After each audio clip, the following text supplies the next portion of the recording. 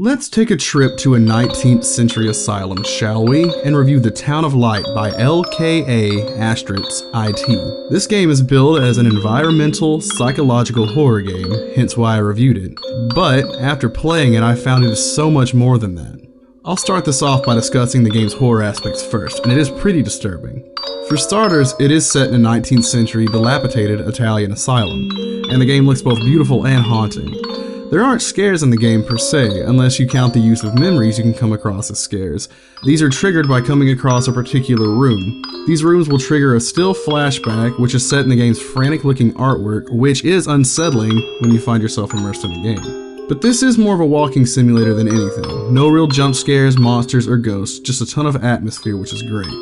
The game uses ambiance to throw you off balance, be it by sound design or shifting rooms in certain areas. The artwork also works for this. Not the game's layout in and of itself, but the cutscene artwork, which looks like it was done in ink and frantic, making the doctors, nurses, and other patients look grotesque and haunting, mirroring the protagonist's memories of them all. On a horror level, the game is okay, but the real charm of the game is the story. You're a mental patient returning to the asylum as it's rotting away in shambles and looking to relive her memories to try to find her place in the world. You learn her history through flashbacks from interacting with objects and such. The real horror of the game comes from its ending, which I won't spoil here, but the game is in and of itself haunting, eerie, and beautiful. There's some replayability to it, as there are flashbacks to unlock, and near the end you have to find drawings on the walls, which I didn't complete, but I doubt it would affect the ending, just shed more light on the background of the protagonist.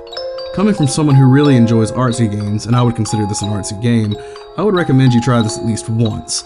If you're not willing to pay the $18.99 price tag, then at least do yourself a favor and watch someone play it, preferably without a commentary, so you can get lost in the content matter of the game, which is brutal and honest. It is relatively short, it took me about 2.5 hours to complete, and that was on my first playthrough, so do yourself a favor and experience it. My only critiques on this are that the cursor is hard to see in certain areas, making it hard to see what you can interact with to progress the story. The voice actor was kind of dull at points when I felt she should have been a little bit more intense. The sound will cut out, not to silence, but the dramatic music or background noises will just cut off abruptly, throwing me out of the mood. And my biggest gripe was the walking speed of the character. I understand that you want the player to explore, not sprint through the entire game, but she walks at a snail's pace, which is really irritating when you're looking around to try to progress the story, and walking back and forth takes literally minutes to do.